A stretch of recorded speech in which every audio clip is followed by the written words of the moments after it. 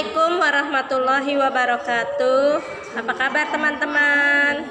Semoga teman-teman dalam keadaan sehat walafiat ya.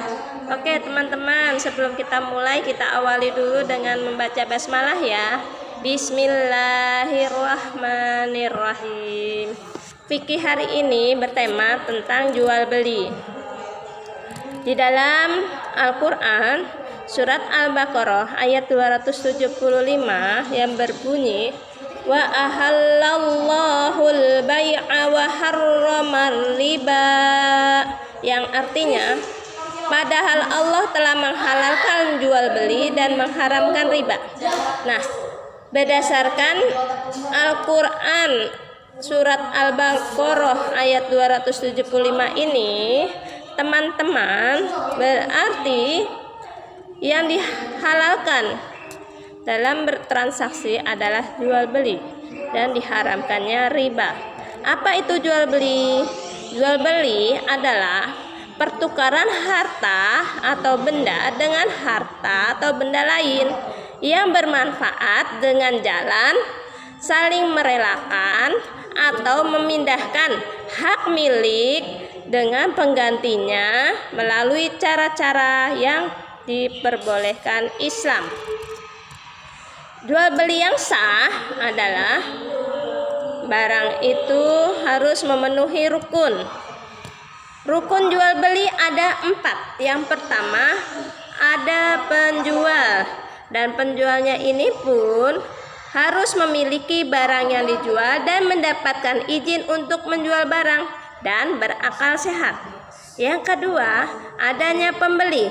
Pembeli yang disyaratkan diperbolehkan bertindak dalam arti ia bukan orang gila atau bukan anak kecil yang tidak mempunyai izin untuk membeli. Jadi baik itu penjual maupun pembeli itu haruslah orang dewasa ya. Artinya dia tahu barang yang mau dibelinya ini sudah. Kalaupun anak-anak mau membeli itu harus ada izin dari orang tua. Yang ketiga, ada barang yang dijual. Barang yang dijual harus merupakan barang yang diperbolehkan dijual, bersih, dapat diserahkan kepada pembeli, dan bisa diketahui pembeli meskipun hanya dengan ciri-cirinya. Ya, misalnya dengan cara online boleh enggak?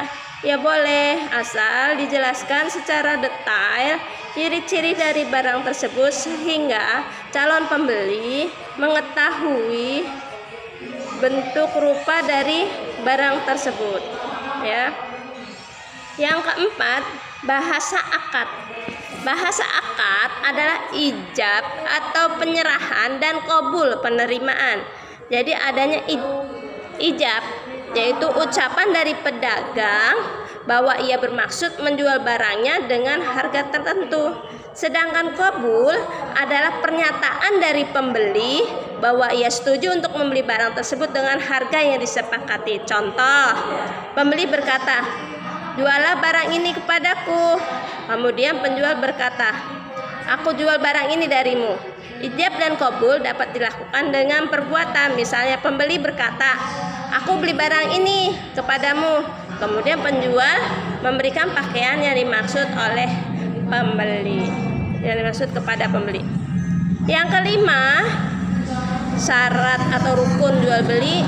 Rukun jual beli yaitu kerelaan kedua belah pihak. Jadi baik dari penjual maupun pembeli harus saling rela. Jadi tidak sah kalau adanya ketidakrelaan dari dua orang tersebut ya.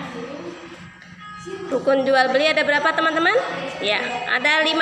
1 penjual, 2 pembeli, 3 ada barang yang dijual, 4 bahasa akad, 5 kerelaan kedua belah pihak. Oke, itu tadi adalah rukun jual beli. Bagaimana dengan syarat-syarat sah jual beli? 1. Syarat penjual dan pembeli. Supaya jual beli yang dilakukan dapat dilaksanakan dan sah, penjual dan pembeli harus memenuhi syarat berikut. 1. Jual beli dilakukan oleh orang yang berakal. agar tidak tertipu dalam jual beli. Yang kedua, jual beli dilakukan atas kemauan sendiri atau tidak dipaksa. Yang ketiga, keadaan barang yang diperjualbelikan tidak mubazir. Yang keempat, penjual dan pembeli sudah balik atau dewasa. Kan tetapi anak-anak yang belum balik dan mengerti jual beli barang-barang kecil dapat dibolehkan mengadakan jual beli, misalnya jual beli koran, buku-buku yang sekiranya itu tidak terjadi penipuan ya. Oke teman-teman, itu tadi adalah syarat dari penjual dan pembeli. Bagaimana dengan syarat uang dan barang yang diperjualbelikan? Ada 5 juga ya.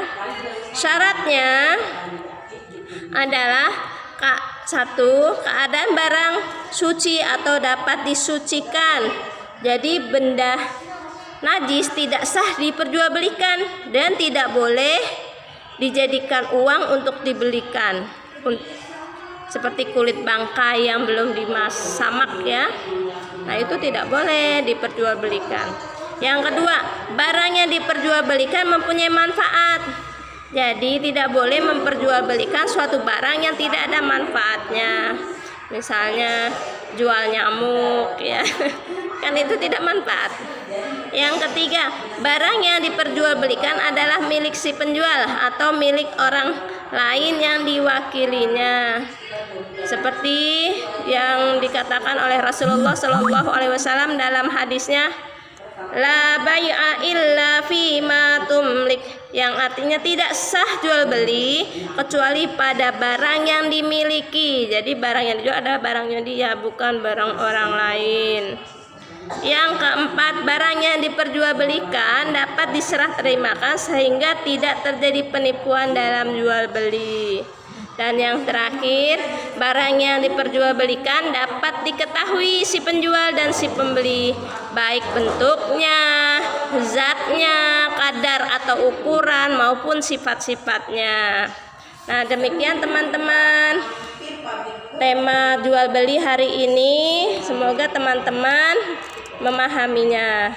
Dan untuk lebih mendalam lagi, teman-teman baca bukunya ya. Dari halaman 48 sampai 51. Kemudian di bawahnya akan dilanjutkan pada pertemuan berikutnya. Teman-teman bisa kerjakan tugas yang ini, halaman 51 di buku tulis ya, hanya 1 ya, hanya 1 pertanyaan. Teman-teman coba tuliskan beberapa kejanggalan atau keanehan sebagai bahan diskusi ya. Di mana keanehan, di mana yang terjadi di pasar tradisional? Wah, jual beli di pasar Curug kok beda ya dengan ilmu jual beli yang diajarkan di sekolah. Nah, itu teman-teman bisa tuliskan. Tapi kalau nggak ada yang janggal, ya nggak usah ya. Yang janggal ada nggak? Ada.